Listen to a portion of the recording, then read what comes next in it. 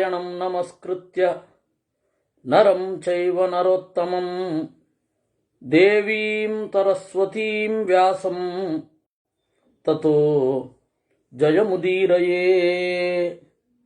ವಿಜಾನತಾಂ ಅವಿತ್ತಸ್ಯ ಮಧ್ವಸ್ಯ ಜಗತಿ ಗುರೋಃ ಪೂರ್ವಾಚಾರ್ಯಮಹಿಷ್ಠಾನಾಂ ಇಯಂ ಪ್ರಣತಿಮಾಲಿಕಾ. ಪೂರ್ಣಜ್ಞಾನಾಯ ವಿದ್ಮಹೇ ಪೂರ್ಣಾನಂದಾಯ ಧೀಮಹಿ ತನ್ನೋ ವ್ಯಾಸ ಪ್ರಚೋದಯಾತ್. ಭೀಷ್ಮಃ ಜನಕೋ ನರದೇವಸ್ತು ಜ್ಞಾಪಿತಃ ಪರಮರ್ಚಿಣಾ ಪುನರೇವಾನುಪಪ್ರಚ್ಛ ಸಾಂಪರಾಯೇ ಭವಾಭವೌ. ಮೊದಲು ಪಂಚಶಿಖ ಕಪಿಲನ ಶಿಷ್ಯ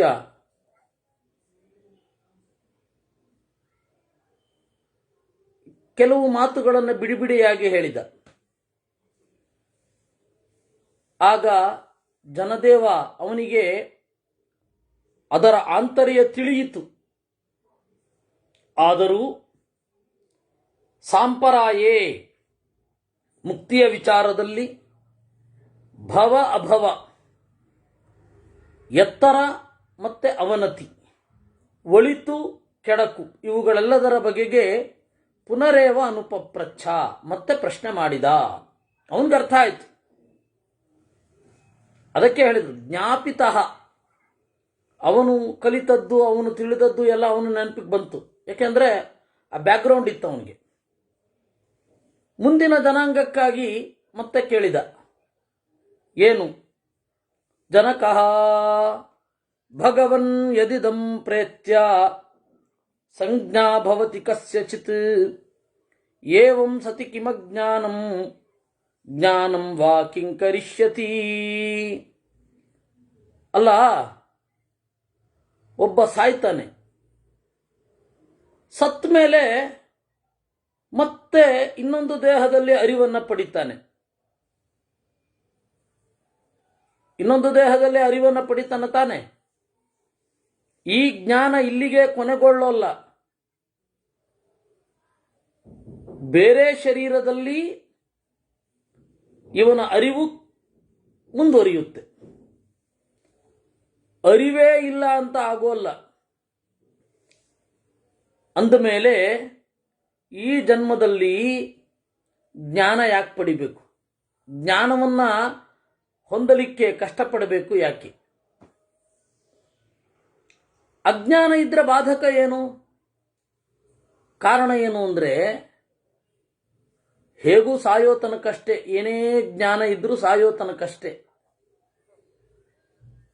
ಜಗತ್ತಿನ ಎಲ್ಲ ಗ್ರಂಥಗಳನ್ನು ತಲೆಯಲ್ಲಿ ಇಟ್ಕೊಂಡಿರಲಿ, ಸಾಯೋ ತನಕವಷ್ಟೇ ಜ್ಞಾನ, ಆಮೇಲೆ ಅಜ್ಞಾನವೇ. ಅದರ ಬದಲು ಏನನ್ನು ತಿಳ್ಕೊಳ್ಳದೆ ಸತ್ರು ಸತ್ ಮೇಲೆ ಅಜ್ಞಾನನೇ, ಏನನ್ನು ತಿಳ್ಕೊಂಡು ಸತ್ರು ಸತ್ ಮೇಲೆ ಅಜ್ಞಾನನೇ. ಇಲ್ಲ, ಮುಂದಿನ ಜನ್ಮದಲ್ಲಿ ಜ್ಞಾನ ಬರುತ್ತೆ ಅಂದಮೇಲೆ ಇಲ್ಲೇನು ಅಭ್ಯಾಸ ಮಾಡಬೇಕಾಗಿಲ್ಲ. ಜ್ಞಾನ ಪಡೆಯೋದು ಅಸಂಗತ, ಜ್ಞಾನ ಪಡೆಯದೇ ಇರೋದು ಅಸಂಗತ. ಸತ್ತ ಮೇಲೆ ಜ್ಞಾನವೇ ಬರುತ್ತೆ ಅಂತಾದರೆ ಅಜ್ಞಾನಕ್ಕೋ ಜ್ಞಾನಕ್ಕೋ ಏನರ್ಥ? ಇದು ಪ್ರಶ್ನೆ. ಅದಕ್ಕೆ ಪಂಚಶಿಖನ ಉತ್ತರ ವಿವಾದಾದೇವ ಸಿದ್ಧೋಸೌ ಕಾರಣಸ್ಯೇವ ವೇದನಾ ಚೇತನೋ ವಿದ್ಯತೆ ಹ್ಯತ್ರ ಹೈತು ಕಂಚ ಮನೋಗತಂ. ನೋಡಪ್ಪ, ದೇಹಾತಿರಿಕ್ತನಾದ ಆತ್ಮ ಇದ್ದಾನೆ ಅಂತ ಹೇಳಿ ತಿಳ್ಕೊಳ್ಳಿಕ್ಕಾದರೂ ವಿವಾದ ಬೇಕು. ವಿವಾದದ ಔಟ್ಕಮ್ ಜ್ಞಾನ ಏನಿದೆ ಅದು ಬೇಕು. ವಿವಾದಾದೇವ ಸಿದ್ಧೋಸೌ. ಆಮೇಲೆ ನಾವು ಇಲ್ಲಿ ಎಲ್ಲ ಪಡೆಯುವ ಜ್ಞಾನ ಇದೆಯಲ್ಲ, ಇದರ ಉದ್ದೇಶ ಏನು ಅಂದರೆ ಕಾರಣಸ್ಯೇವ ವೇದನಾ.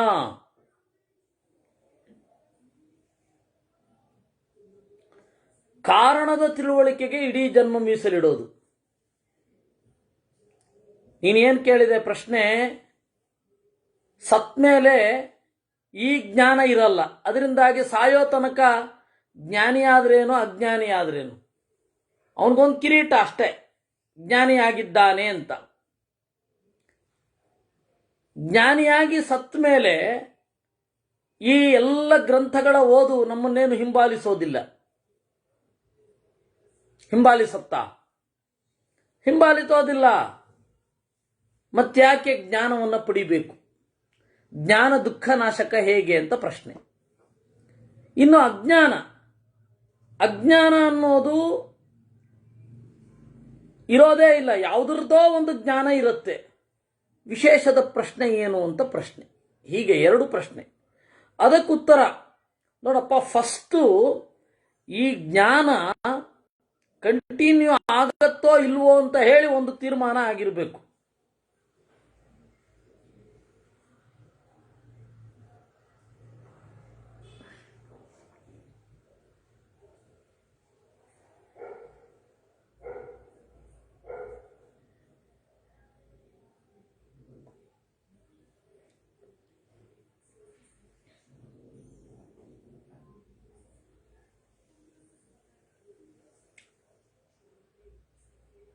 ಮೊದಲು ತೀರ್ಮಾನ ಆಗಬೇಕಾದದ್ದು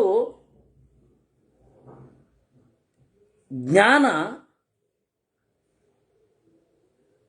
ಕಂಟಿನ್ಯೂ ಆಗತ್ತೋ ಇಲ್ವೋ ಅಂತ ಹೇಳಿ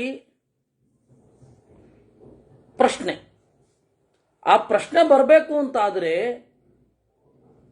ದೇಹಾತಿರಿಕ್ತವಾದ ಒಂದು ಚೇತನದ ಅರಿವು ಬೇಕೇ ಬೇಕು.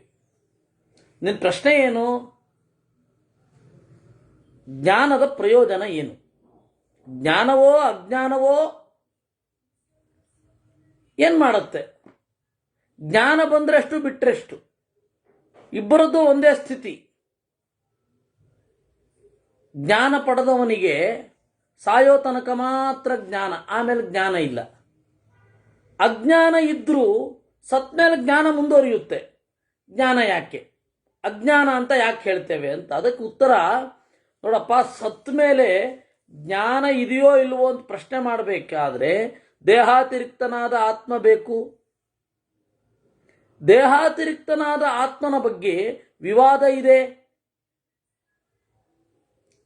ಒಬ್ರು ಹೇಳ್ತಾರೆ ದೇಹಾತಿರಿಕ್ತನಾದ ಆತ್ಮನೇ ಇಲ್ಲ ಅಂತ, ನಾಸ್ತಿಕರು. ಆ ವಿವಾದದಿಂದ ದೇಹಾತಿರಿಕ್ತನಾದ ಆತ್ಮ ಇದ್ದಾನೆ, ವಿವಾದಾದೇವ ಸಿದ್ಧೋಸೌ. ಇನ್ನು ಕಾರಣಸ್ಯೇವ ವೇದನಾ, ಆ ಜ್ಞಾನಕ್ಕೆ ಕಾರಣ ಯಾರು?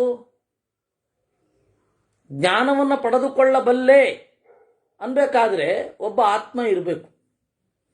ಅವನ ಬಗೆಗೆ ನಾವು ತಿಳ್ಕೊಂಡ ಹಾಗಾಗತ್ತೆ. ಚೇತನೋ ಹಿ ವಿದ್ಯತೆ ಯತ್ರ, ಆತ್ಮ ಇದ್ದಾನೆ. ಆತ್ಮನನ್ನ ಅರ್ಥ ಮಾಡಿಕೊಳ್ಳಿಕ್ಕೆ ಏನು ತರ್ಕಗಳು ಯಾಕೆ ಬೇಕು ಅಂದರೆ ಮನೋಗತಂ, ಮನಸ್ಸಿಗಾಗಿ ಬೇಕು. ನನಗೆ ನನ್ನನ್ನು ತಿಳ್ಕೊಳ್ಳಿಕ್ಕೆ ತರ್ಕ ಬೇಕೇ? ನನ್ನನ್ನು ನಾನು ಅಂತ ತಿಳ್ಕೊಳ್ಳಿಕ್ಕೆ ತರ್ಕ ಬೇಕೇನ್ರಿ? ದೇಹಾತಿರಿಕ್ತನಾದ ಆತ್ಮ ಏನಿದ್ದಾನೆ ಅವನನ್ನ ತಿಳ್ಕೊಳ್ಳಿಕ್ಕೆ ಬೇರೆ ತರ್ಕ ಬೇಡ. ಆದರೆ ತರ್ಕ ಯಾಕೆ ಬೇಕು? ಮನಸ್ಸಿನ ಸೃಷ್ಟಿ ಅದು. ಹೈತುಕಂಚ ಮನೋಗತಂ, ಮನಸ್ಸು ಏನ್ ಮಾಡುತ್ತೆ? ತನಗೆ ಅನುಕೂಲಕರವಾಗಿ ದೇಹಾತಿರಿಕ್ತನಾದ ಆತ್ಮನನ್ನು ಒಪ್ಪೋದೋ ಬಿಡೋದೋ ಮಾಡುತ್ತೆ.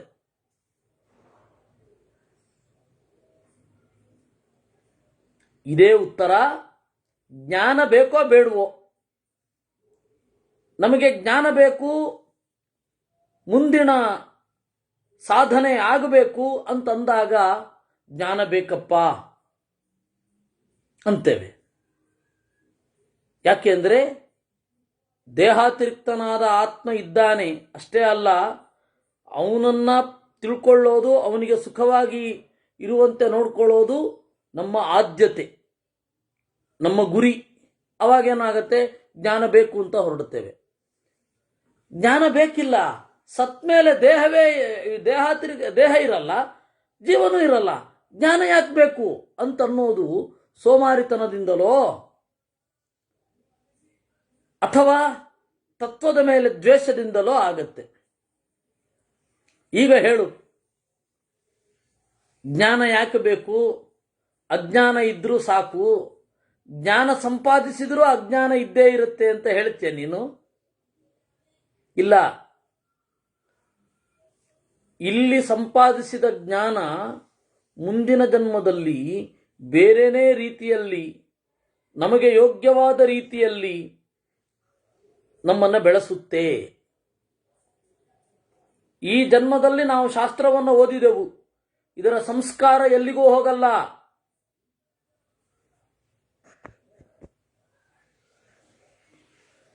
ಇದರ ಸಂಸ್ಕಾರ ಎಲ್ಲಿಗೂ ಹೋಗಲ್ಲ.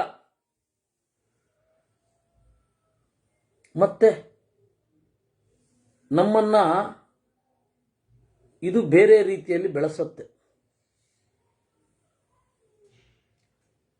ಮುಂದಿನ ಜನ್ಮದಲ್ಲಿ ಶಾಸ್ತ್ರ ಓದಲಿಕ್ಕೆ ಕೂತಾಗ ಇನ್ನಷ್ಟು ಅದರ ಬೇರೆ ಬೇರೆ ಆಯಾಮಗಳ ಪರಿಚಯ ಆಗುತ್ತೆ.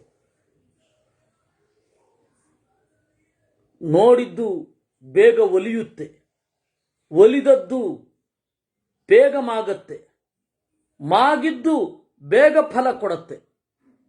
ಅದರಿಂದ ಹೇಗೂ ಸಾಯೋ ತನಕ ಅಷ್ಟೇ ಈ ಶಾಸ್ತ್ರಜ್ಞಾನ. ಸತ್ಮೇಲೆ ಏನೂ ಇರಲ್ಲ.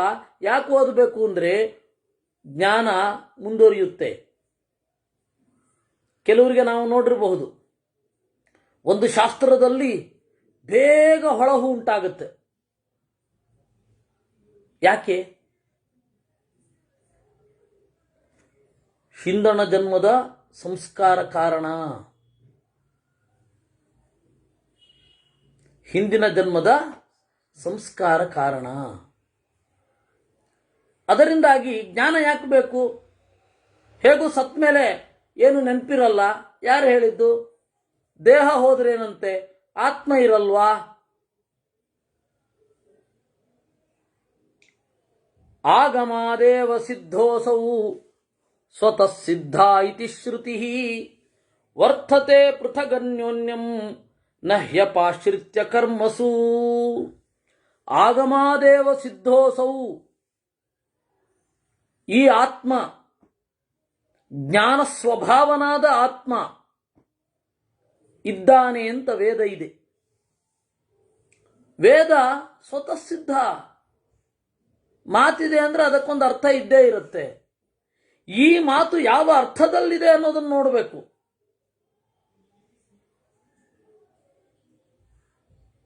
ಈ ಮಾತು ಯಾವ ಅರ್ಥದಲ್ಲಿದೆ, ಈ ಮಾತಿಗೆ ಏನು ಅರ್ಥ, ಆ ಮಾತಿಗೆ ಅದಲ್ಲದೆ ಬೇರೆ ಅರ್ಥ ಇಲ್ಲ. ಒಂದು ಮಾತು ಹೇಗೆ ಪ್ರಮಾಣ, ಅರ್ಥ ಇದ್ರೆ ಪ್ರಮಾಣ ಅಷ್ಟೇ. ಮಾತಿನಿಂದ ನಮಗೇನು ಗೊತ್ತಾಗಬೇಕು? ಬೋಧ ಬರಬೇಕು. ಬೋಧ ಇದ್ರೆ ಪ್ರಮಾಣ, ಜ್ಞಾನ ಇದ್ರೆ ಪ್ರಮಾಣ. ಆ ಜ್ಞಾನ ನಮಗೆ ಅಲ್ವಾ ಇರೋದು? ಶಾಸ್ತ್ರವನ್ನು ಓದಿದಾಗ ಅರ್ಥ ಆದರೆ ಸಾಕು, ಅದೇ ಪ್ರಮಾಣ ಅಂತಾರೆ. ಸ್ವತಃ ಸಿದ್ಧ ಇತಿ ಶ್ರುತಿ. ಈ ಮಾತು ಇವತ್ತಿಗೆ ಅರ್ಥ ಆಗೋದು ಸ್ವಲ್ಪ ಕಷ್ಟ. ಒಂದು ಸ್ವಲ್ಪ ಎಕ್ಸ್ಪ್ಲೈನ್ ಮಾಡ್ತೇನೆ ನೋಡಿ. ಈ ನಮಗೆ ಯಾಕೆ ಮಾತಿಗೊಂದು ಸ್ಪೆಷಲ್ ಆದ ಅರ್ಥ ಇರುತ್ತೆ. ಆ ಅರ್ಥ ಆದಮೇಲೆ ಆ ಮಾತು ಪ್ರಮಾಣ ಅಂತ ಹೇಳಿ ನಮಗೆ ಯಾರೂ ಶಾಲೆಯಲ್ಲಿ ಹೇಳ್ಕೊಡ್ಲಿಲ್ಲ. ನಾವು ಇವತ್ತು ಬಳಸ್ತಾ ಇರುವಂತಹ ಭಾಷೆ ಇಂಗ್ಲಿಷ್ ಇರಬಹುದು, ಕನ್ನಡ ಇರಬಹುದು, ಅಥವಾ ಬೇರೆ ಯಾವುದೇ ಭಾಷೆ, ತೆಲುಗು, ತಮಿಳು, ಯಾವುದೇ ಭಾಷೆಯಲ್ಲಿ ಮೂಲ ಅರ್ಥ ಏನೋ ಅದರಿಂದ ಬಹಳ ದೂರ ಪ್ರಯಾಣ ಮಾಡಿಬಿಟ್ಟಿದ್ದೀವಿ ನಾವು. ಆ ಅರ್ಥದಲ್ಲಿ ಅಲ್ಲೇ ನಿಂತಿಲ್ಲ ನಾವು. ಇಂಗ್ಲಿಷಿನಲ್ಲಿ ಎಲ್ಲೋ ದೂರ ಪ್ರಯಾಣ ಮಾಡಿಬಿಟ್ಟಿದ್ದೀವಿ. ಮೂಲ ಅರ್ಥ ಏನೋ ನಾವು ಯಾವುದ್ರಲ್ಲಿ ಬೆಳೆಸ್ತಾ ಇದ್ದೇವೋ.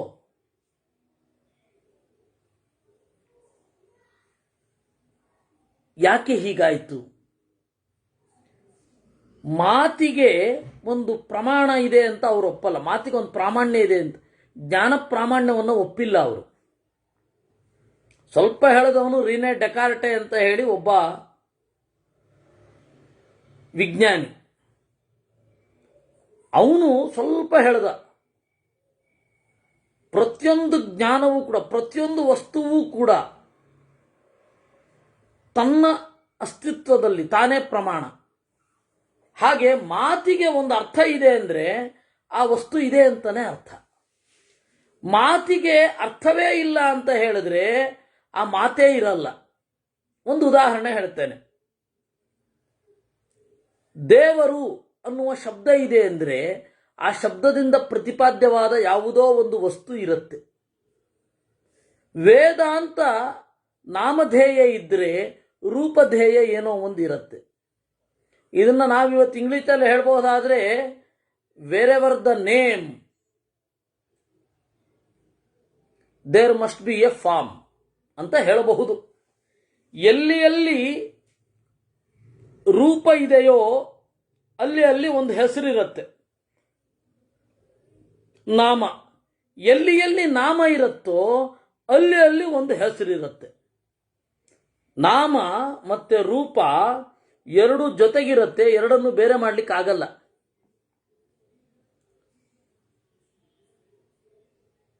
ಈ ನಾಮ ಈ ರೂಪಕ್ಕೆ ಯಾಕೆ ಇದೆ? ಗುಣಗಳ ಪ್ರಕಾರ ಇದೆ. ಹೆಸರು ಯಾವ ಗುಣವನ್ನು ಹೇಳುತ್ತಲ್ಲ, ಆ ಗುಣ ಯಾವ ವಸ್ತುವಿನಲ್ಲಿದೆಯೋ ಅದರಿಂದಾಗಿ ಆ ವಸ್ತುವನ್ನು ಆ ಹೆಸರಿನಿಂದ ಹೇಳುತ್ತಾರೆ. ಇದು ಸಂಸ್ಕೃತದ ಪ್ರಜ್ಞೆ. ಅದರಿಂದಾಗಿ ಸಂಸ್ಕೃತದಲ್ಲಿ ಪ್ರತಿಯೊಂದು ಶಬ್ದವನ್ನು ಕೂಡ ಬಿಡಿಸಿ ಒಡೆದು ನೋಡ್ಲಿಕ್ಕೆ ಬರುತ್ತೆ. ಬೇರೆ ಭಾಷೆಯಲ್ಲಿ ಅದಿಲ್ಲ. ಬೇರೆ ಭಾಷೆಯಲ್ಲಿ ನೇಮ್ ಅಂದ್ರೆ ಯಾಕೆ ಕರೆಯೋದು, ನೇಮ್ ಅಂತ ಯಾಕೆ ಕರಿಬೇಕು? ಉತ್ತರ ಇಲ್ಲ. ನಮ್ಮಲ್ಲಿ ನಾಮವನ್ನು ನಾಮ ಅಂತ ಯಾಕೆ ಕರಿಬೇಕು? ಹೌದಪ್ಪ, ಮ ಅಂದ್ರೆ ಜ್ಞಾನ, ಅಮ ಅಂದ್ರೆ ಅಜ್ಞಾನ. ಯಾವುದನ್ನ ಹೇಳಿದರೆ ಅಜ್ಞಾನ ಇಲ್ಲ ಆಗತ್ತೋ ಅದು ನಾಮ. ನೋಡಿ, ಶಬ್ದ ಮತ್ತೆ ಅರ್ಥ ಎರಡೂ ಕೂಡ ಪರಸ್ಪರ ಹೆಣೆದುಕೊಂಡಿರುತ್ತೆ. ಶಬ್ದವನ್ನು ಬಿಟ್ಟು ಅರ್ಥ ಇಲ್ಲ, ಅರ್ಥ ಆದ್ರೆ ವಸ್ತು, ವಸ್ತುವನ್ನು ಬಿಟ್ಟು ಶಬ್ದ ಇರಲ್ಲ. ಈ ಶಬ್ದ ಹಾಗೂ ಅರ್ಥ ಪರಸ್ಪರ ಹೆಣೆದುಕೊಂಡೇ ಇರುತ್ತೆ. ಇಂಗ್ಲಿಷಿನಲ್ಲಿ ನಮಗೆ ಆ ಭರವಸೆ ಇಲ್ಲ. ಏನು ಹೇಳಿದ್ರೆ ಏನೋ. ರಿಕ್ಷಾ ಅಂದ್ರೆ ಏನಪ್ಪ? ಮನುಷ್ಯರು ಎಳೆಯುವ ಗಾಡಿ. ರಿಕ್ಷಾ ಅಂದ್ರೇನು? ಮನುಷ್ಯರು ಎಳೆಯುವ ಗಾಡಿ. ಆಟೋ ರಿಕ್ಷಾ ಏನಾಯ್ತು ಅರ್ಥ? ಈಗ ಬೇರೆನೇ ಆಯ್ತು ಅಲ್ವಾ? ಆ ಥರ ಎಷ್ಟು ನೀವು ಯಾವ ಪದ ನೋಡಿದ್ರೂ ಕೂಡ ಇದೇ ಹಣೆ ಬರಹ. ಮೊದಲು ಏನೋ ಹೇಳ್ತಿರ್ತಾರೆ, ಆಮೇಲೆ ಏನೇನೋ ಆಗತ್ತೆ. ಎಷ್ಟು ಪದಗಳನ್ನು ನಾನು ತೋರಿಸಬಲ್ಲೆ. ನೀವು ಇಡೀ ಇಂಗ್ಲಿಶಿನ ವರ್ಡ್ ಲೋರ್ ಅಂತ ಕರೀತಾರೆ, ಪದಶಾಸ್ತ್ರ. ಇಡೀ ಬೇರೆ ಇದನ್ನು ಹೇಳ್ತಾ ಇರುತ್ತದು. ಮೊದಲು ಏನೋ ಇರುತ್ತೆ, ಆಮೇಲೆ ಯಾವುದರಲ್ಲೋ ಬಳಸ್ತಾ ಇರ್ತೀವಿ. ಸಂಸ್ಕೃತದಲ್ಲಿ ಆ ವರ್ಡ್ ಲೋರ್ ಇಲ್ಲ. ಯಾಕೆ ಹೇಳಿ? ನಿರ್ವಚನದಿಂದ ಏನು ಪದವನ್ನು ನಾವು ಪಡಿತೇವೋ ಅದೇ ಅರ್ಥ. ಆದರೆ ಕನ್ನಡ ಮೊದಲಾದವುಗಳಲ್ಲಿ ಅದರ ವ್ಯತ್ಯಾಸಗಳಾಗಿದೆ. ಅದರಿಂದಾಗಿ ನಾವು ತಿಳ್ಕೊಳ್ಬೇಕಾದ ಗತಿ ಏನು? ಒಂದು ಪದ ಅಂದ್ರೆ ಆ ಪದ ಹೇಳುವ ವಸ್ತು ಇದ್ದೇ ಇರುತ್ತೆ. ಪದದ ಅರ್ಥ, ಪದಾರ್ಥ, ಪದಕ್ಕೆ ವಿಷಯ ಅಂತ ಅರ್ಥ. ಅರ್ಥ ಅಂದ್ರೆ ಸೊ ಶಬ್ದ ಮತ್ತೆ ಅರ್ಥ ಎರಡು ಒಟ್ಟಿಗೆ ಇರುತ್ತೆ. ಶಬ್ದ ಯಾಕೆ ಪ್ರಮಾಣ ಅಂದ್ರೆ ಅದು ಹೇಳುವ ವಸ್ತು ಇದೆ, ಅದಕ್ಕೆ ಪ್ರಮಾಣ. ಶಬ್ದವನ್ನ ಯಾಕೆ ನಂಬಬೇಕು? ಶಬ್ದ ಹೇಳುವ ವಸ್ತು ಇದೆ, ಆದ್ದರಿಂದಾಗಿ ನಂಬಬೇಕು. Why we should believe. ಯಾಕೆ ಒಪ್ಪಬೇಕು? ಶಬ್ದ ಇದೆ, ಶಬ್ದ ಹೇಳಿದ ವಸ್ತು ಪ್ರಜ್ಞೆಗೆ ಬರುತ್ತೆ. ಇಷ್ಟೇ. ಈಗ ವೇದ ಯಾಕೆ ಪ್ರಮಾಣ? ಶಬ್ದ ಆಗಿರೋದ್ರಿಂದ ಪ್ರಮಾಣ. ಶಬ್ದ ಏನು ಹೇಳುತ್ತೆ? ವಸ್ತುವನ್ನು ಹೇಳುತ್ತೆ. ಶಬ್ದ ಹೇಳಿದ ಮೇಲೆ ವಸ್ತುವಿನ ಬೋಧ ಬಂದೇ ಬರುತ್ತೆ. ಅದರಿಂದಾಗಿ ಆ ಶಬ್ದ ಹೇಳುವ ವಸ್ತು ಇದ್ದೇ ಇರುತ್ತೆ. ಹಾಗಾದರೆ ನಾವು ಮೊಲದ ಕೊಂಬು ಅಂತೀವಿ, ಶಬ್ದ ಇದೆ, ವಸ್ತು ಇದೆಯೋ? ನಮ್ಮ ಬುದ್ಧಿಯ ದೋಷ ಅದು. ವೇದ ಹೇಳಿದ್ಯಾ? ವೇದ ಹೇಳಿದ್ಯಾ? ವೇದ ಹೇಳದ ಎರಡು ಬೇರೆ ಬೇರೆ ಕಾಂಬಿನೇಷನ್ ಅನ್ನು ಒಟ್ಟು ಮಾಡಿ ನಾವು ಅದನ್ನು ಬಳಸ್ತಾ ಇರೋದು. ಅದು ನಮ್ಮ ಬುದ್ಧಿ.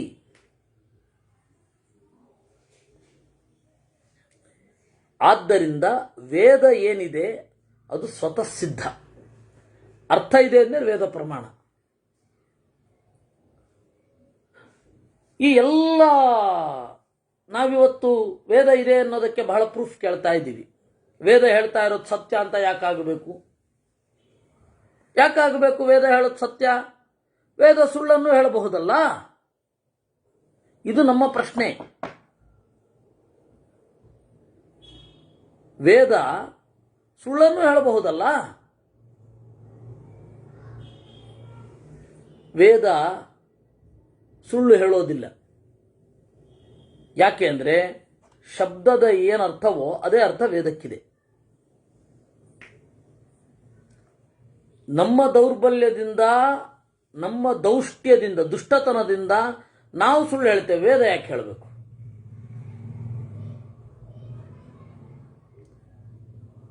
ಹೀಗಾಗಿ ಶಬ್ದ ಹೇಗೆ ಪ್ರಮಾಣ? ವಸ್ತುವನ್ನು ಹೇಳಿದ್ರೆ ಪ್ರಮಾಣ. ಶಬ್ದದಿಂದ ನಮಗೆ ಜ್ಞಾನ ಬಂತಾ? ಪ್ರಮಾಣ.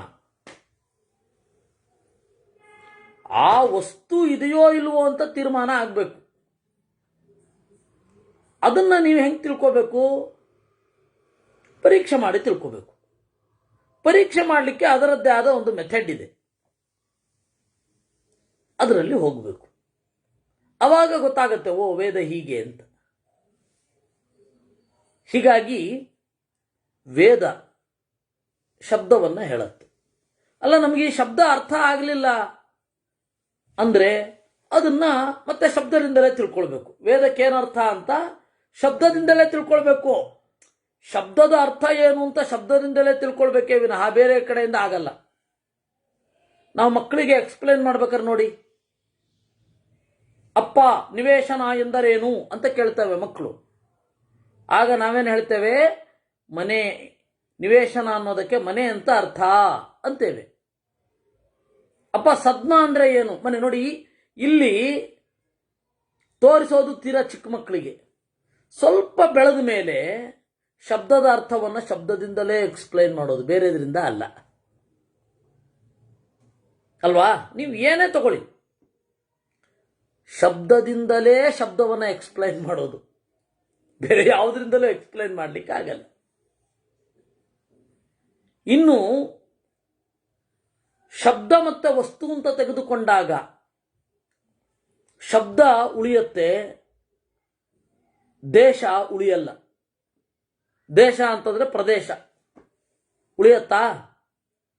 ಇನ್ನು 300 ವರ್ಷ ಆದ್ಮೇಲೆ ಬೆಂಗಳೂರು ಇರತ್ತೆ ಅನ್ಕೊಂಡಿದ್ದೀರೇನ್ರಿ ನೀವು? ಗೊತ್ತಿಲ್ಲ, ಪ್ರಾಯ ಇರಲ್ಲ. ವಿಪರೀತ ಪೊಲ್ಯೂಷನ್ ಜಾಸ್ತಿ ಆಗಿ, ನೀರು ಕಡಿಮೆ ಆಗಿ, ಎಲ್ಲ ಇಲ್ಲಿದ್ದವರೆಲ್ಲ ಬೇರೆ ಕಡೆಗೆ ವಲಸೆ ಹೊರಟೋಗ್ತಾರೆ. ಹಂಪೆ ಒಂದು ಕಾಲದ ಬೆಂಗಳೂರೇ ತಾನೆ. ಯಾಕೆ ಇವಾಗ ಬರೇ ಬಂಡೆಗಳಿವೆ ಅಲ್ಲಿ, ಗೊತ್ತಾ ನಿಮಗೆ? ಅಷ್ಟೊಂದು ಲಕ್ಷಾಂತರ ಆನೆ, ಅಷ್ಟೊಂದು ಲಕ್ಷಾಂತರ ಕುದುರೆ ಇರಬೇಕಾದ್ರೆ ಅವುಗಳಿಗೆಲ್ಲ ಮೇವು ಬೇಡವೆ? ಎಲ್ಲ ಕತ್ತರಿಸಿ ಹಾಕಿದ್ರು. ಈಗೇನಿಲ್ಲ, ಬೇರೆ ಕಡೆಯಿಂದ ತರ್ತಾ ಇದ್ರು ಅಂತ ಇಟ್ಕೊಳ್ಳಿ. ಇಲ್ಲಿ ಏನಾದರೂ ಮೇವು ಇಲ್ಲೇ ಹಾಕದೇ ಇರ್ತಾರಾ? ಹೀಗಾಗಿ ಒಂದು ಕಾಲದ ಊರು ಇನ್ನೊಂದು ಕಾಲದಲ್ಲಿ ಇರದೇ ಇರಬಹುದು, ಆದರೆ ಶಬ್ದ ಉಳ್ಕೊಳ್ಳುತ್ತೆ. ಸೊ ಜಿಯೋಗ್ರಫಿ ಅಂತನ್ನೋದು ದೀರ್ಘಕಾಲದಲ್ಲಿ ಇರೋದಿಲ್ಲ, ಶಬ್ದ ಇರುತ್ತೆ. ಶಬ್ದವನ್ನು ನಿರಪೇಕ್ಷ ಅಂತಂದ್ರು. ಅದಿರಲಿಕ್ಕೆ ಪ್ರಜ್ಞೆ ಇದ್ರೆ ಸಾಕು. ಒಂದು ಭೂಪ್ರದೇಶದಲ್ಲಿ ಒಂದು ಇರಬೇಕು ಅಂತಾದರೆ ಎಷ್ಟೆಲ್ಲ ಬೇಕು. ಒಂದು ಆನೆಯೋ, ಒಂದು ಕುದುರೆಯೋ, ಒಂದು ಜಿಂಕೆಯೋ, ಒಂದು ಹುಲಿಯೋ ಬದುಕಬೇಕು ಅಂತಾದರೆ ಹುಲ್ಲು ಬೇಕು, ಅದನ್ನು ತಿನ್ನೋ ಜಿಂಕೆ ಬೇಕು, ಅದನ್ನು ತಿನ್ನಲಿಕ್ಕೆ ಹುಲಿ ಬೇಕು. ಆ ಹುಲಿಗೆ ಬಹಳ ಜಿಂಕೆಗಳಲ್ಲಿ ಒಂದು ಜಿಂಕೆ ಸಿಗಬೇಕು. ಇಲ್ಲ ಅಂತಂದರೆ ಇಲ್ಲಿ ಒಂದೇ ಜಿಂಕೆ ಇತ್ತು ಅಂತಂದರೆ ತಿಂದುಬಿಟ್ಟು ಎಲ್ಲಿಗೆ ಹೋಗೋದು, ಬೇರೆ ಕಡೆ ಹೊಟ್ಟೋಗ್ಬಿಡ್ಬೇಕಷ್ಟೆ. ಹೊರಗಡೆಯ ವಸ್ತುಗಳು ಇರಬೇಕು ಅಂತಂದರೆ ಇಷ್ಟೆಲ್ಲ ಚೈನ್ ಬೇಕು, ಒಂದು ದೊಡ್ಡ ಸರಪಳಿ ಬೇಕು, ಫುಡ್ ಚೈನ್ ಇರಬೇಕು, ಪರಸ್ಪರ ಅವಲಂಬ ಇರಬೇಕು, ಎಲ್ಲ ಬೇಕು. ಡಿಪೆಂಡೆನ್ಸಿ ಪರಸ್ಪರ ಇರಬೇಕು, ಡಿಪೆಂಡೆನ್ಸಿ ಇರಬೇಕು, ಫುಡ್ ಚೈನ್ ಇರಬೇಕು, ಅದಕ್ಕೆ ಭೂಮಿಯ ಗುಣ ಚೆನ್ನಾಗಿರ್ಬೇಕು, ಇವೆಲ್ಲ ಇರಬೇಕು. ಶಬ್ದ ಇರಬೇಕು ಅಂದರೆ ಶುದ್ಧ ಪ್ರಜ್ಞೆ ಸಾಕು. 1000 ಜನ ಇರಬಹುದು, ಅದರಲ್ಲಿ ಒಬ್ಬರಿಗಿದ್ರೂ ಸಾಕು, ಆ ಶಬ್ದ ಉಳ್ಕೊಳ್ಳುತ್ತೆ. ಅವನು ಬರೆದಿಡ್ತಾನೋ ಅಥವಾ ಅವನು ಹೇಳ್ತಾನೋ ಅವನ ಪರಂಪರೆ ಕ್ರಿಯೇಟ್ ಆಗುತ್ತೆ ಅಲ್ವಾ. ಭಾರತದಲ್ಲಿ ಇವತ್ತಿರೋದು ಹಾಗೆ. ಯಾವುದೇ ಪ್ರಾಚೀನ ಗ್ರಂಥಗಳನ್ನು ಕೇಳಲಿಕ್ಕೊಬ್ಬ ಇದ್ದಾನಲ್ಲ, ಯಾರೋ ಒಬ್ಬ ಬರೆದಿಟ್ಟಿರ್ತಾನೆ ಪುಣ್ಯಾತ್ಮ. ದೇವರು ಭಾಷ್ಯಕಾರನಾಗಿ, ಟೀಕಾಕಾರನಾಗಿ, ಟಿಪ್ಪಣಿಕಾರನಾಗಿ, ಸೂತ್ರಕಾರನಾಗಿ ಯಾರನ್ನೋ ಒಬ್ಬರನ್ನ ಇಟ್ಟಿರ್ತಾನ್ರಿ. ನಾವು ಅವರನ್ನ ನೋಡಿ ಪ್ರಜ್ಞೆಯನ್ನು ಇನ್ನಷ್ಟು ಶುದ್ಧ ಮಾಡ್ಕೊಳ್ಬಹುದು. ಎಷ್ಟು ಮಹತ್ವದ್ದು. ಒಂದು ಶಬ್ದವನ್ನ ಶುದ್ಧವಾದ ಅರ್ಥದಲ್ಲಿ ಗ್ರಹಿಸಲಿಕ್ಕೆ ದೇವರು ಏನೋ ಒಂದು ವ್ಯವಸ್ಥೆ ಮಾಡಿರ್ತಾನೆ. ಹೀಗಾಗಿ ವೇದ ಅನ್ನೋದು ಸಹಜವಾಗಿ ಉಳ್ಕೊಂಡು ಬರುತ್ತೆ. ಅದಿದೆ ಅನ್ನೋದಕ್ಕೆ ಅದೇ ಪ್ರೂಫ್. ವೇದ ಹೇಳಿದ ಅರ್ಥ ಇದೆ ಅನ್ನಲಿಕ್ಕೆ ವೇದವೇ ಪ್ರೂಫ್. ದೇಹಾತಿರಿಕ್ತನಾದ ಆತ್ಮ ಇದ್ದಾನೆ ಅನ್ನೋದಕ್ಕೆ ವೇದವೇ ಪ್ರೂಫ್. ಹೀಗಾಗಿ ವೇದ ಅನ್ನೋದು ಸೆಲ್ಫ್ ಸಸ್ಟೈನ್ಡ್. ವೇದ ಅನ್ನೋದು ಸೆಲ್ಫ್ ಸಸ್ಟೈನ್ಡ್. ಅದರಿಂದಾಗಿ ನಾನು ಇನ್ನೂ ಇದನ್ನು ವರ್ಣನೆ ಮಾಡಬೇಕು. ವಸ್ತುತಃ ಎಷ್ಟು ಅರ್ಥ ಇದೆ ಇದರಲ್ಲಿ ಅಂದರೆ, ಆಗಮಾದೇವ ಸಿದ್ಧೋಸೌ ಸ್ವತಃ ಸಿದ್ಧ ಇತಿ ಶ್ರುತಿ. ಆಗಮಾದೇವ ಸಿದ್ಧ ಅಸೌ. ಆತ್ಮನಾಗಲಿ ಪರಮಾತ್ಮನಾಗಲಿ ವೇದದಿಂದಲೇ ಸಿದ್ಧ. ವೇದ ತನ್ನಿಂದ ತಾನೇ ಇರುತ್ತೆ. ಯಾಕೆ ಅಂದರೆ ಪದ ಮತ್ತು ಅರ್ಥ ಸ್ವರೂಪದ್ದಾದ್ದರಿಂದ ವೇದದ ಶಬ್ದಗಳು ಏನಿದೆ ಅದು ನಿರ್ವಚನ ಇಲ್ಲದೆ ಇರಲ್ಲ. ಬೇರೆ ಯಾವುದೇ ಭಾಷೆಯ ಶಬ್ದಗಳು ಅದು ಯಾವುದೋ ಒಂದು ಕಾಲದಲ್ಲಿ ಇರುತ್ತೆ, ಯಾವುದೋ ಒಂದು ಕಾಲದಲ್ಲಿ ಇರುತ್ತೆ, ಹೌದಾ? ಆಮೇಲೆ ಅದಿರಲ್ಲ. ಅದಕ್ಕೆ ಮ್ಯೂಸಿಯಮ್ಮಲ್ಲಿ ಹೋಗಿ ನೋಡ್ಬೇಕು. ಇವತ್ತು ನಾವು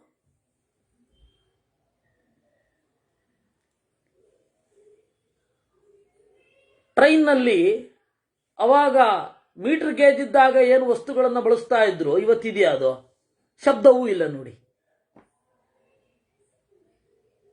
ಎಲ್ಲಾದರೂ ಓ ಅಂತ ಎಲ್ಲೋ ಒಂದು ಕಡೆ ದೇಶದ ಯಾವುದೋ ಮೂಲೆಯಲ್ಲಿ ಮೀಟರ್ ಗೇಜ್ ಇದೆ. ಇನ್ನು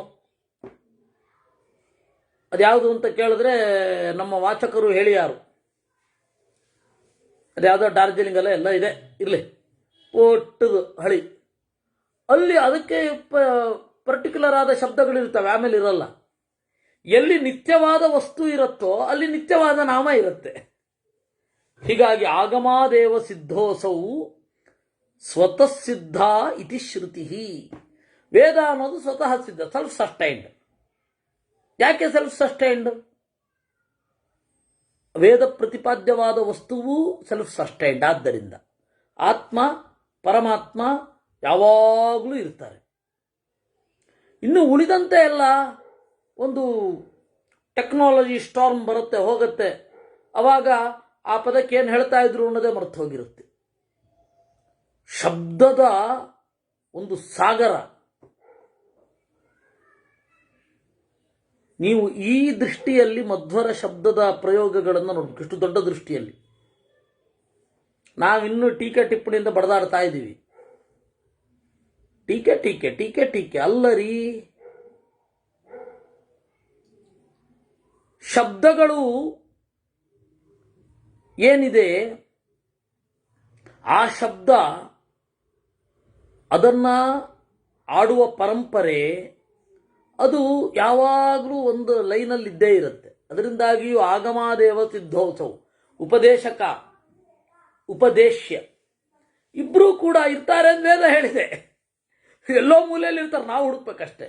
ಅದರಿಂದಾಗಿ ಶಬ್ದವನ್ನು ಬಳಸುವವರಿರೋ ತನಕ ಅದರ ಅಸ್ತಿತ್ವ ಅಂದರೆ ಈ ಶಬ್ದಗಳನ್ನು ಯಾವಾಗಲೂ ಬಳಸ್ತಾ ಇರ್ತಾರೆ. ಅದಕ್ಕೆ ಸಪ್ತರ್ಷಿಗಳಿರೋದು. ಮತ್ತಿನ್ನೇನು, ನಾವು ಕಳೆದು ಹಾಕಿದ್ರು, ನಾವು ಮರೆತರು ಮರೆಯಲಿಕ್ಕೆ ಬಿಡದಂತೆ ಒಂದು ವ್ಯವಸ್ಥೆ ಮಾಡಿದ ದೇವರು. ಇನ್ನು ಅಂತಿಮವಾಗಿ ದೇವರೇ ಬಳಸೋದು. ಇನ್ನು ಲಿಪಿ ಏನಿದೆ, ಆ ಲಿಪಿ ಅದು ಬದಲಾಗ್ತಾ ಇರುತ್ತೆ. ಕನ್ನಡದ್ದು ಇದು 16 17 ಲಿಪಿ, 17ನೇ ಲಿಪಿ. ಇಂಗ್ಲಿಷ್ಗೆ ಅದು 3ನೇದೋ 4ನೇದೋ ಲಿಪಿ. ಏನು ಇಂಗ್ಲೀಷು ಅಂತಂದ್ರೆ ನಾವು ಇವತ್ತು ಅನ್ಕೊಂಡಿದ್ದೀವಲ್ಲ, ಆ ತರಹ ಇಲ್ಲ ಅದು. ನೀವು ಹಳೆ ಇಂಗ್ಲೀಷ್ ಕೇಳಿದ್ರೆ ಒಳ್ಳೆ ಹೀಬ್ರೂ ಮಾತಾಡ್ದ ಹಾಗಿರುತ್ತೆ. ನಾವು ಈಗ ಬಳಸ್ತಾ ಇರೋ ಇಂಗ್ಲೀಷ್ ಏನಿದೆ ಅದು ಇವಾಗ ನಾವು ಎಷ್ಟು ವ್ಯವಹಾರದ ಎಷ್ಟೋ ಸಂಗತಿಗಳನ್ನು ಅರ್ಥ ಮಾಡ್ಕೊಳ್ಳಿಕ್ಕಷ್ಟೇ. ಇದು ದೀರ್ಘಕಾಲ ಉಳಿಯುತ್ತಾ ಗೊತ್ತಿಲ್ಲ. ಅದು ನಿರಂತರ ಚೇಂಜ್ ಆಗ್ತಾ ಬರ್ತಾ ಇರುತ್ತೆ ಆ ಭಾಷೆ.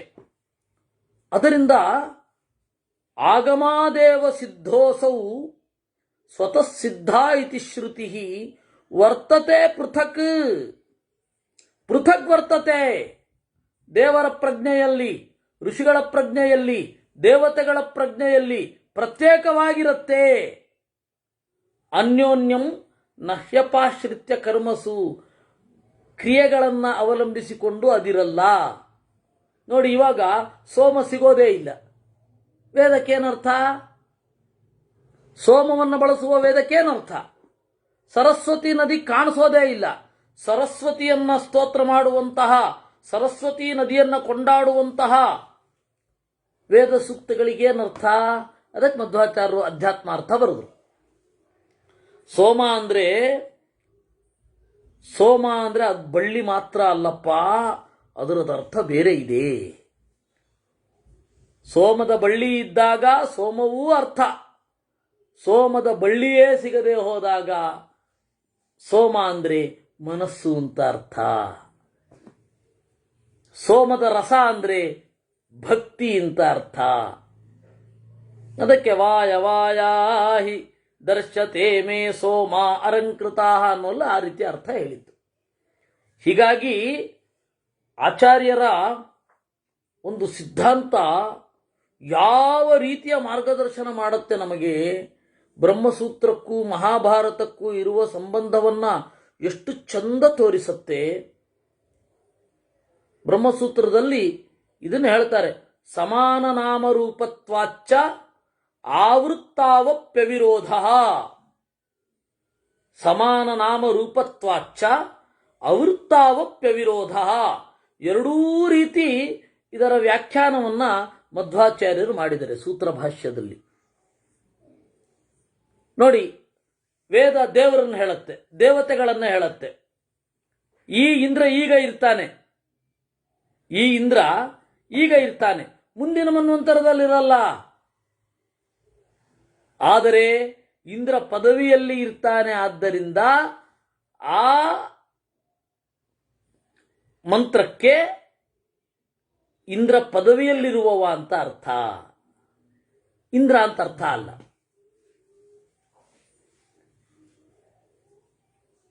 ಈಗ ಸೋಮ ಅನ್ನೋ ಶಬ್ದ ನೋಡಿದೆವು, ಗೌಹು ಅನ್ನುವ ಶಬ್ದ, ಅದೇ ರೀತಿ ಪ್ರತಿಯೊಂದು ಶಬ್ದವೂ ಕೂಡ ತನ್ನ ನಿರ್ವಚನದಿಂದ ಇರುವ ಅರ್ಥವನ್ನು ಹೇಳುತ್ತೆ, ಬೇರೆ ಅಲ್ಲ. ಹೀಗಾಗಿ ದೇಹಾತಿರಿಕ್ತನಾದ ಆತ್ಮ ಒಬ್ಬ ಇರ್ತಾನೆ. ಇಂತಹ ದೇಹಾತಿರಿಕ್ತನಾದ ಆತ್ಮ ದೇಹದ ಪರಿಸರದಲ್ಲಿ ಇರ್ತಾನೆ. ದೇಹದ ಪರಿಸರದಲ್ಲಿ ಅವನು ಪಡೆಯುವ ಜ್ಞಾನ, ಅವನಿಗೆ ಸಿಗುವ ಸಜ್ಜನ ಸಂಸರ್ಗವೋ ಏನು, ಅದರ ಮೂಲಕ ಏನೊಂದು ಅರ್ಥವನ್ನು ಗ್ರಹಿಸ್ತಾನೆ. ಅದರ ಕ್ರೀಮ್ ಮುಂದಿನ ಜನ್ಮಕ್ಕೂ ಉಳಿಯುತ್ತೆ. ಈಗ ಹೇಳಿ, ಈ ಜನ್ಮದಲ್ಲಿ ಜ್ಞಾನ ಪಡೆಯೋದು ಬೇಕಾ ಬೇಡವಾ? ದೇಹಾತಿರಿಕ್ತನಾದ ಆತ್ಮನೇ ಇಲ್ಲ ಅನ್ನುವವರಿಗೆ ಇಷ್ಟು ಜ್ಞಾನ ಯಾಕೆ? ಅದಕ್ಕೆ ಅವರು ಅಜ್ಞಾನದಲ್ಲಿ ಇರ್ತಾರೆ. ಪ್ರಶ್ನೆ ಮಾಡಬಹುದು, ಹೇಗೂ ಸತ್ ಮೇಲೆ ಜ್ಞಾನ ಇರಲ್ಲಪ್ಪ, ಜ್ಞಾನ ಪಡೆದೇನು ಪ್ರಯೋಜನ ಅಂತ ಅವ್ರು ಕೇಳಬಹುದು. ಯಾಕೆ ಅಂದರೆ ದೇಹಾತಿರಿಕ್ತನಾದ ಆತ್ಮನನ್ನು ಅವರು ಒಪ್ಕೊಂಡಿಲ್ಲ. ಒಪ್ಕೊಳ್ಳದೆ ಇರೋದಕ್ಕೆ ಅವ್ರದೇ ಆದ ಕಾರಣಗಳಿರುತ್ತೆ. ಅಯ್ಯೋ ಯಾಕೆ ಬೇಕು, ನಾವು ಸುಖವಾಗಿಲ್ವಾ, ದೇವರು ಯಾಕೆ ಬೇಕು, ಅಗ್ನಾಸ್ಟಿಕ್ಸ್ ಅಂತ ಇದ್ದಾರೆ ಅವರು. ಹೀಗೆ ನಾವು ಈಗಂತೂ ಸುಖವಾಗಿದ್ದೇವೆ, ವೆಲ್ ಆಫ್, ಎಲ್ಲ ಸೆಟ್ಲ್ ಆಗಿದೆ, ಮನೆ ಎಲ್ಲ ಇದೆ, ಇನ್ನೇನು ತೊಂದರೆ ಇಲ್ಲ, ಒಂದು ನಿಶ್ಚಿತವಾದ ಆದಾಯ ಕೊಡುವಂತಹ ಒಂದು ಉದ್ಯೋಗ ಇದೆ, ನಾವ್ಯಾಕೆ ಕಷ್ಟಪಡಬೇಕು, ಇದ್ದಷ್ಟು ದಿವಸ ಎಂಜಾಯ್ ಮಾಡಿಬಿಡೋದು. ದೇವರು ಅವನ ಪಾಡಿಗೆ ಅವನಿರಲಿ, ಇದ್ರೂ ನಮಗೇನು ನಷ್ಟ ಇಲ್ಲ, ಇಲ್ಲದೆ ಹೋದ್ರೂ ನಮಗೇನು ನಷ್ಟ ಇಲ್ಲ, ದೇವರು ನಮಗಂತೂ ಬೇಡಪ್ಪ. ಈ ತರಹದ ಭಾವನೆಯವರು ಇದ್ದಾರೆ. ಇನ್ನು ಕೆಲವರು ದೇವರು ಧರ್ಮ ಅವೆಲ್ಲ ಯಾಕೆ ಬೇಕು ಅಂದರೆ ಒಂದು ಕಲೆ ಉಳಿಬೇಕು, ಒಂದು ಸಂಸ್ಕೃತಿ ಉಳಿಬೇಕು ಅಂದರೆ ದೇವರು ಧರ್ಮ ಬೇಕು. ಅದಕ್ಕಾಗಿ ಅಷ್ಟೇ. ಆ ದೇವರು ನಮಗೇನೋ ಮಾಡಿಬಿಡ್ತಾನೆ ಅಥವಾ ನಾವು ಅವನು ತಿಳ್ಕೊಂಡ್ಬಿಟ್ರೆ ಉದ್ಧಾರ ಆಗ್ಬಿಡ್ತೇವೆ, ಅವೆಲ್ಲ ನಾವು ಒಪ್ಪಲ್ಲ ಅಂತಾರೆ. ಹೀಗೆ ಬೇರೆ ಅವ್ರಿಗೆ ಅವ್ರದೇ ಆದ ಕಾರಣಗಳಿರುತ್ತೆ. ದೇವರು ನಮಗೆ ಬೇಕೋ ಬೇಡವೋ, ಜ್ಞಾನ ಇರುತ್ತೋ ಇರಲ್ವೋ, ಜ್ಞಾನ ನಮಗೆ ಬೇಕೋ ಬೇಡವೋ, ಅದೆಲ್ಲ ಅವರವರ ಅನಿಸಿಕೆಗಳು. ಅದು ಯಾವಾಗಲೂ ಹಾಗೇ ಇರಬೇಕು ಅಂತಿಲ್ಲ, ಯಾಕೆಂದ್ರೆ ಅದು ಆ ಭಾವನೆಯು ಈ ದೇಹ ಹೋಗೋ ತನಕ ಮಾತ್ರ. ಅದರಿಂದ ಚೇತನೋಹ್ಯಂ ಶವಸ್ತತ್ರ ಸ್ವಮೂರ್ತಂ ಧಾರಯಂತ್ಯತಃ ಸ್ವಭಾವಂ ಪೌರುಷಂ ಕರ್ಮ ಆತ್ಮಾನಂ ತಮುಪಾಶ್ರಿತಂ. ತತ್ರ ಅಲ್ಲಿ ಅಂಶವಃ ಮಾನಸಿಕ ಅಥವಾ ಕರ್ಮ ಅನ್ನೋದು ಕಿರಣ ಇದ್ದ ಹಾಗೆ. ಅದೇನಿದೆ ದಿಲೀಪ್ ರತ್ನಾಕರ್ ಅವರು, ಅದು ಜಗ್ಗಿ ಥಿಯರಿ ಮಾತ್ರ ಅಲ್ಲ, ಶಿವರಾಮ್ ಕಾರಂತರ ಥಿಯರಿಯೂ ಅದೇ. ಚೇತನೋ ಹಿ ಅಂಶವಸ್ತತ್ರ ಸ್ವಮೂರ್ತಂ ಧಾರಯಂತ್ಯತಃ.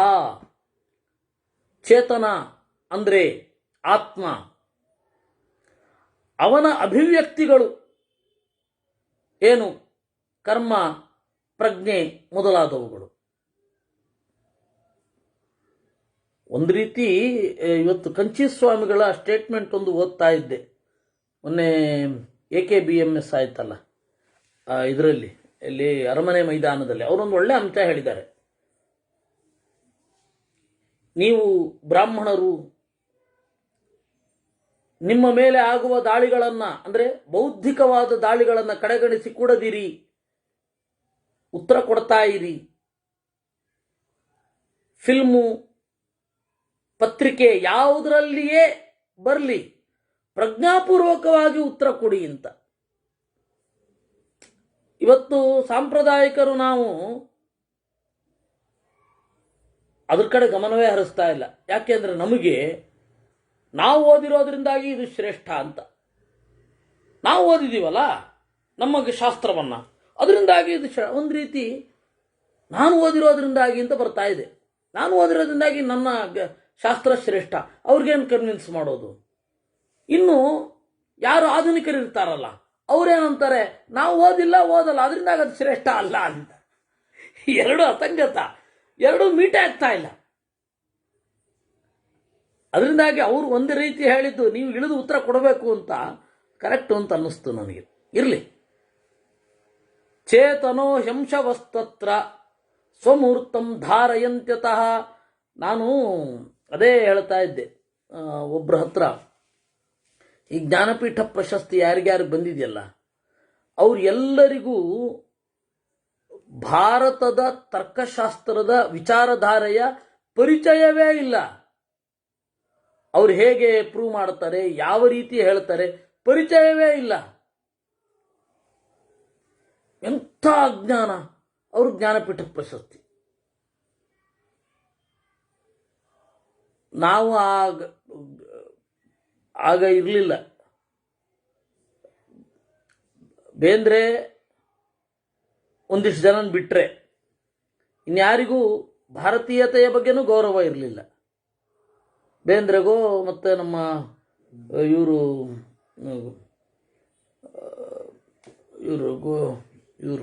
ಮಾಸ್ತಿ ವೆಂಕಟೇಶ ಅಯ್ಯಂಗಾರರು ಒಂದಿಷ್ಟು ಜನಕ್ಕೆ ಬಿಟ್ಟರೆ ಭಾರತೀಯತೆಯ ಬಗ್ಗೆ ಗೌರವ ಏನಿರಲಿಲ್ಲ. ಉಳಿದವ್ರಿಗೆಲ್ಲ ಯಥಾ ಪ್ರಕಾರ ಒಂದು ಕಾವ್ಯ ಅಂತಷ್ಟೆ. ಸ್ವಲ್ಪ ನಮ್ಮ ಇವರು ಗೋಕಾಕರು ಅವರು ಮಾಧ್ವರೇ, ಆದರೆ ಅವ್ರಿಗೇನು ಮಧ್ವಾಚಾರ್ಯರ ಬಗ್ಗೆ ಏನೂ ಗೊತ್ತಿರಲಿಲ್ಲ. ವಿನಾಯಕ ಕೃಷ್ಣ ಗೋಕಾಕ್ ಅಂತ ಒಬ್ಬರಿದ್ದರು, ಅವರು ಮಾಧ್ವರೇ, ಆದರೆ ಅವರು ಉತ್ತರ ಕರ್ನಾಟಕದವರು, ಅಲ್ಲೇ ಇದ್ದರು, ಗೋಕಾಕದಲ್ಲಿದ್ದರು. ಅವರಿಗೆ ಇವ್ರು ಯಾರು ಸಂಬಂಧವೇ ಇಲ್ಲ ಅಂತ ಅನ್ನೋ ರೀತಿಯಲ್ಲಿ ಅವ್ರ ಪಾಡಿಗೆ ಬಿಟ್ಬಿಟ್ರು. ಯಾರಿಗೆ ಬಂದಾಗಲೂ ಯಾರ ಗ್ರಂಥವನ್ನು ಓದಿ ನೀವಿದನ್ನು ತಬ್ಬರ್ದಿದ್ದೀರಾ ಅಂತ ಸಹೃದಯತೆಯಿಂದ ಹೇಳಿ ಅವ್ರಿಗೆ ಅರ್ಥ ಮಾಡಿಸೋ ಪ್ರಯತ್ನನೇ ಪಡಲಿಲ್ಲ ನಮ್ಮ ವಿದ್ವಾಂಸರು. ಇನ್ನೇನು ಪರವಾದಿ ನಿಗ್ರಹವೋ ನಾ ಬೇರೆ ಕಾಣೆ. ಪರವಾದಿ ನಿಗ್ರಹ ಅಂದರೆ ಇವರಿಗೆ ಆ ಸಂಸ್ಕೃತದ ಟೆಕ್ನಿಕಲ್ ಟರ್ಮನ್ನೇ ಅರ್ಥ ಮಾಡಿಕೊಂಡವ್ರು ಒಬ್ಬರು ಬರಬೇಕು, ಇವರು ಸಂಸ್ಕೃತದಲ್ಲಿ ಮಾತನಾಡಬೇಕು, ಈ ಥರ ತಿಳ್ಕೊಂಡಿದ್ದಾರೆ ನಮ್ಮವರು. ಗೋವಿಂದ ಪೈಗಳಿಗೆ ಇದಿರಲಿಲ್ಲ, ಏನು ಜ್ಞಾನಪೀಠ ಪ್ರಶಸ್ತಿ ಬರಲಿಲ್ಲ. ಸಂಸ್ಕೃತ ಗೊತ್ತಿತ್ತು ಅವರಿಗೆ, ಆದರೆ ಅವ್ರಿಗೆ ಗೋವಿಂದ ಪೈಗಳಿಗೂ ಕೂಡ ಆಚಾರ್ಯರ ಸಿದ್ಧಾಂತವನ್ನು ಯಾರು ಯಾಕೆ ಅದು ಹೇಳಲಿಲ್ವೋ ಗೊತ್ತಿಲ್ಲ. ಯಾಕಂದ್ರೆ ಅವ್ರು ಬಹಳ ಹಳಬರು, ಗೋವಿಂದ ಪೈಗಳು ಬೇಗ ಹೊರಟೋದ್ರು. ಹೆಚ್ಚಿನ ಜನ ಹಾಗೆ ಆಗಿದೆ. ಅದು ಯಾಕೆ ಹೋಗಿ ಹೇಳ್ತಾ ಇರಲಿಲ್ಲ, ಬೇರೆಯವರಾದರೂ ಮಾಡ್ಬೋದಿತ್ತಲ್ಲ. ಎಷ್ಟು ಜನ ಯಾರು ಮಾಡಲಿಲ್ಲ ಅನ್ನೋದೇ ಆಶ್ಚರ್ಯ. ಅದರಿಂದಾಗಿ ಯಾಕೆ ಹೇಳಿದೆ ನಾನು ಅಂತಂದರೆ, ಈ ತರಹದ ಪ್ರಜ್ಞೆಗಳನ್ನು ನಾವು ತಿದ್ದಬೇಕಿತ್ತು. ಅವ್ರು ಕೇಳ್ತಾರ ಬಿಡ್ತಾರ, ಕಲಿಯುಗರೇ ಎಲ್ಲರಿಗೂ ಈಗ ಅದೆಲ್ಲ ಆಮೇಲೆ, ಅವೆಲ್ಲ ಪಲಾಯನವಾದ. ಕಲಿಯುಗರಿ ನಿಮ್ಮ ಕೈಲಾದಷ್ಟು ನೀವು ಮಾಡಿ. ಎಲ್ಲ ದೇವರೇ ಮಾಡಿಸೋದು ಅಂತ ಬಿಡ್ತೀವ, ನಾವು ಮಾಡೋದು ಅಂತ ಹೇಳ್ತೀವಿ ತಾನೆ. ಹಾಗೆ ಇದು ಕೂಡ ಕಲಿಯುಗ ಆಗಿರಬಹುದು, ಏನಾಗಿರ್ಬೋದು, ನಾವು ಪ್ರಯತ್ನ ಪಡಬೇಕಷ್ಟೇ. ಇಲ್ಲಿ ಯಾಕೆ ಹೇಳಿದ್ದು ನಾನು ಅಂತಂದರೆ, ಇವತ್ತು ಆಗಮಾದೇವ ಸಿದ್ಧೋಸೌ ಸ್ವತಃ ಸಿದ್ಧ ಇತಿ ಶ್ರುತಿ, ಯಾಕೆ ಇಷ್ಟೊತ್ತು ಮಾತನಾಡಬೇಕಾಯಿತು? ಯಾಕೆ ಅಂತಂದರೆ ಭಾರತೀಯ ವಿಚಾರಧಾರೆ ಪರಿಚಿತವೇ ಇಲ್ಲ. ಆದ್ದರಿಂದ ಚೇತನೋ ಹಿ ಅಂಶವಸ್ತತ್ರ, ಚೇತನ ಜೀವ, ಆ ಜೀವನ ಕುರಿತಾದ ಜೀವನ ಎಕ್ಸ್ಪ್ರೆಷನ್ ಏನಿದೆ ಅದು ಅಂಶವಹ, ಕಿರಣಗಳು. ಜೀವ ಇದ್ದಾನೆ ಅಂತ ಹೆಂಗೆ ಗೊತ್ತಾಗತ್ತೆ? ಕರ್ಮದಿಂದ ಗೊತ್ತಾಗತ್ತೆ, ಅವನ ಪ್ರಯತ್ನದಿಂದ ಗೊತ್ತಾಗತ್ತೆ ಅಲ್ವಾ? ಚೇತನೋ ಹಿ ಅಂಶವಸ್ತತ್ರ ಸ್ವಮೂರ್ತಂ ಧಾರಯಂತ್ಯತಃ. ಅಂಶವಹ ಬೇರೆ ಬೇರೆಯಾದ ಎಕ್ಸ್ಪ್ರೆಷನ್ಸು, ಕಿರಣಗಳು, ಎಕ್ಸ್ಪ್ರೆಷನ್ಸ್ ಅನ್ನುವ ಕಿರಣಗಳು ಸ್ವಮೂರ್ತಂ ತಮ್ಮ ಒಂದು ರೂಪವನ್ನು ಧರಿಸುತ್ತವೆ. ಅಮೂರ್ತವಾದ ವಸ್ತುಗಳು ಮೂರ್ತದ ಮೂಲಕ ಅಭಿವ್ಯಕ್ತ ಆಗುತ್ತೆ. ಮೂರ್ತ ಅಂದರೆ ವಿಸಿಬಲ್, ಅಮೂರ್ತ ಅಂತ ಹೇಳಿದ್ರೆ ಇನ್ವಿಸಿಬಲ್. ಹಲವಾರು ಕಾಣದ ಸಂಗತಿಗಳು ಕಾಣುವ ವಸ್ತುವಿನ ಮಾಧ್ಯಮದಲ್ಲಿ ತೋರ್ತವೆ. ಪ್ರೀತಿ ಕಾಣುವ ದೇಹದ ಮೂಲಕ ಅಭಿವ್ಯಕ್ತ ಆಗುತ್ತೆ. ಗೌರವ, ಕಾಣದ ಗೌರವ, ಗುರುಭಾವನೆ, ಇವರು ದೊಡ್ಡವರು ಅನ್ನುವ ಭಾವನೆ ಕಾಣುವ ದೇಹದ ಮೂಲಕ ತಾನೇ ಅಭಿವ್ಯಕ್ತ ಆಗಬೇಕು.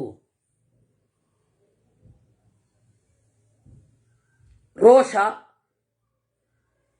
ಅವನ ಭಾವಪ್ರಪಂಚ ಅದೆಲ್ಲ ಕಾಣಲ್ಲ,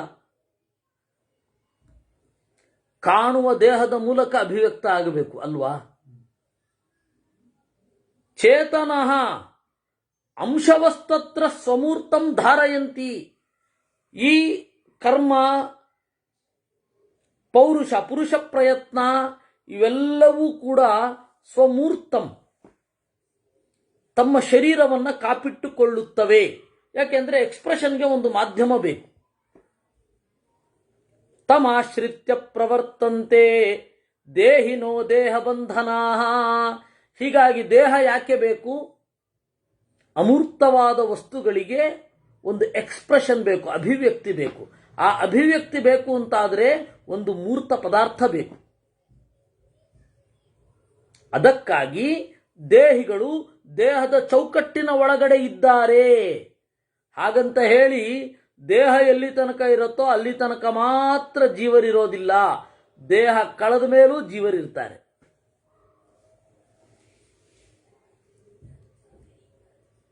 ನೋಡಿ, ದೇಹ ಯಾಕೆ ಬೇಕು? ದೇಹದ ಮಿತಿ ಏನು? ದೇಹ ಬೇಕಾ? ಬೇಕು. ಯಾಕೆ ಬೇಕು? ಅಮೂರ್ತವಾದದ್ದು ಮೂರ್ತ ಆಗಲಿಕ್ಕೆ ಬೇಕು.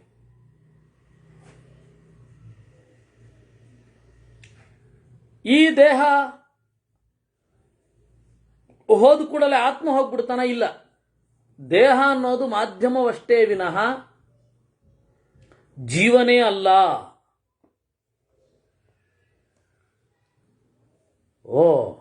ಹೋಗ್ತಾ ಇದೆ. ಅದರಿಂದಾಗಿ ದೇಹದ ಮಿತಿಯನ್ನು ತಿಳ್ಕೊಳ್ಬೇಕು. 52 ಆಯ್ತು, 53. ದೇಹದ ಮಿತಿಯನ್ನು ತಿಳ್ಕೊಳ್ಬೇಕು.